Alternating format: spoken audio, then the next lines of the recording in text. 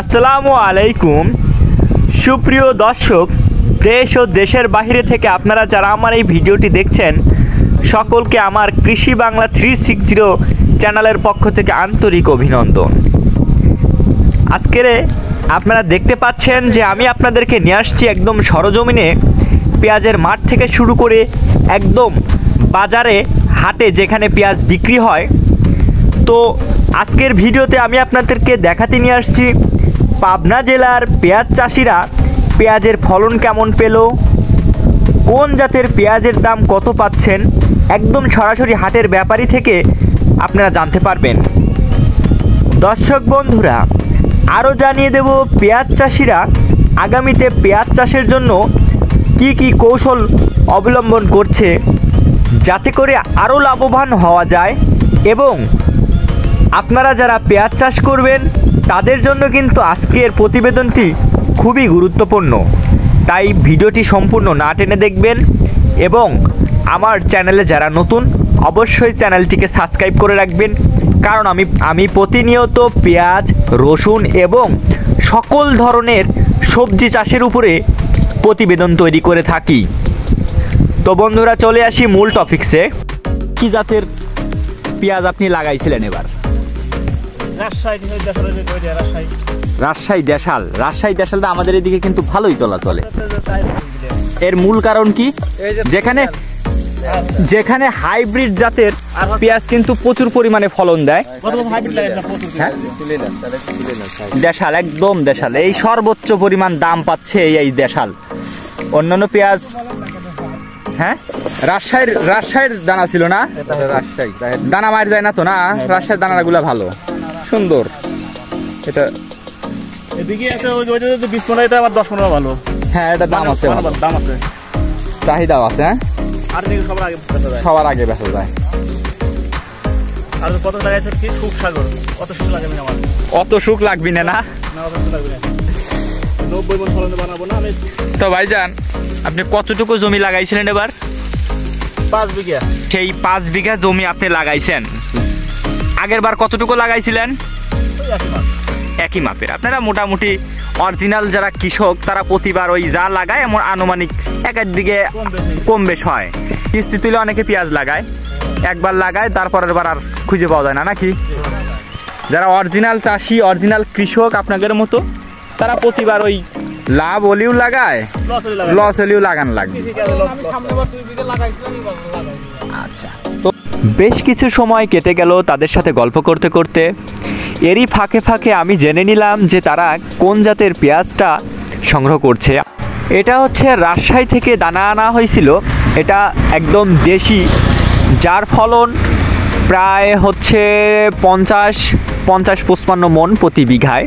প্রতি 33 শতকে 50 থেকে 55 মণ ফলন পাওয়া যাচ্ছে, যার বাজার মূল্য তারা বলতেছে 1000-1100 করে।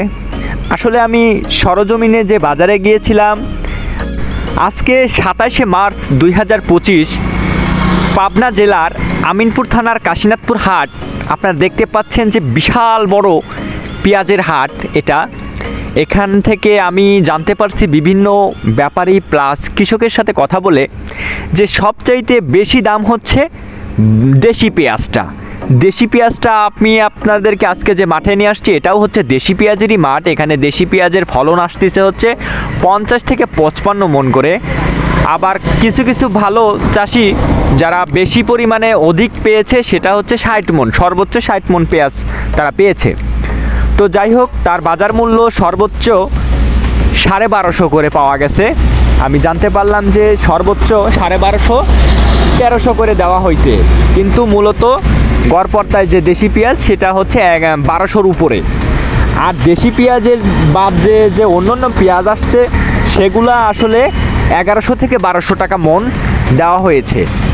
তারা পেয়েছে হচ্ছে 1100 থেকে 1200 টাকা মণ। ও অন্যান্য কিং, সুপার কুইন, তারপর হচ্ছে লালতির হাইব্রিড, ক্রসেস 80, যত রকম জাত আছে দেশির বাইরে সেগুলা পাওয়া গেছে হচ্ছে আপনার 1100 থেকে 1200 টাকা মণ। আর যেটা দেশি, একদম দেশি, সেটা মণ পাওয়া গেছে হচ্ছে 1250, ঊর্ধ্বে সর্বোচ্চ 1300 টাকা করে মণ দেওয়া হয়েছে। আর কিছুক্ষণ কথা বলার পরে আমি চাষি ভাইদের কাছ থেকে জানতে পারলাম, যখন আমি প্রশ্ন করলাম যে ভাইজান কি পরিমাণ দাম যদি আপনারা পেঁয়াজের এবার পাইতেন তাহলে পরে আপনাদের অ্যাটলিস্ট লস যাইতো না, তখন এখানকার যে কৃষক ভাই আছে উনি বলল বা ওনারা বলল যে যদি আমরা বর্তমানে পেঁয়াজের দামটা সর্বনিম্ন 2000-এর উপরে পাইতাম আর 2000 টাকার উপরে না পাইলে পরে আমাদের লস যাবে, মানে টোটালি লস যাবে। 2000 টাকার উপরে না পাইলে আসলে যে খরচ।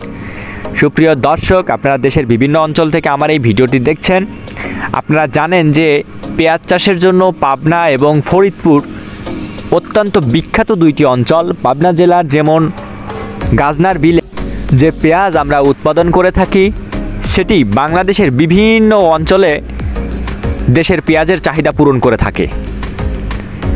আর এই পেঁয়াজ আপনারা যেটা দেখতে পাচ্ছেন এটা দেশের বিভিন্ন অঞ্চলে চলে যাবে।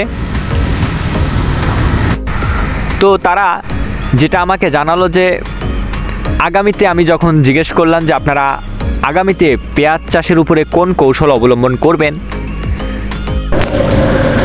তখন একজন অত্যন্ত দক্ষ কৃষক আমাকে যেটা জানাইলো সেটা হচ্ছে যে প্রতি বছরই পেঁয়াজের যে দাম, ধরুন এইবার যদি দাম বেশি পায় সেক্ষেত্রে পরের বছর পেঁয়াজের উৎপাদনটা ডাবল হয়ে যায়।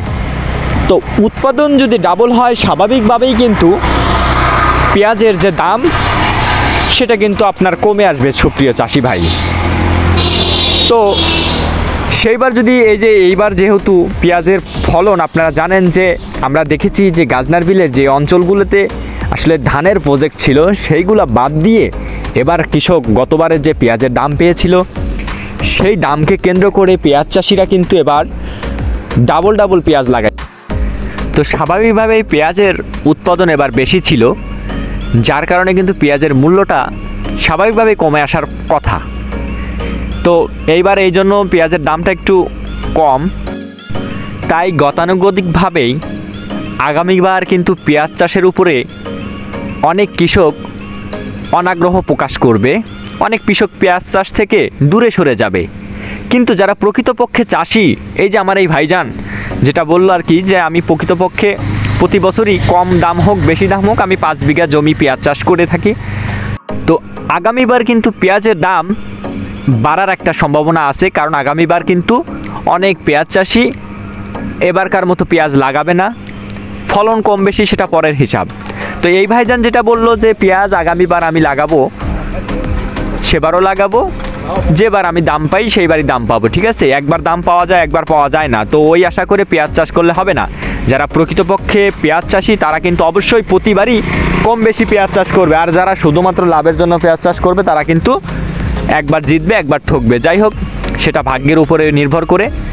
তা ভাইজান এই কৌশল অবলম্বন করতেছেন, আশা করি ভাইজানের পেঁয়াজের ফলন এবং দাম দুইটাই ভালো আসবে ইনশাল্লাহ। সবাই আমার জন্য দোয়া করবেন। আসসালামু আলাইকুম।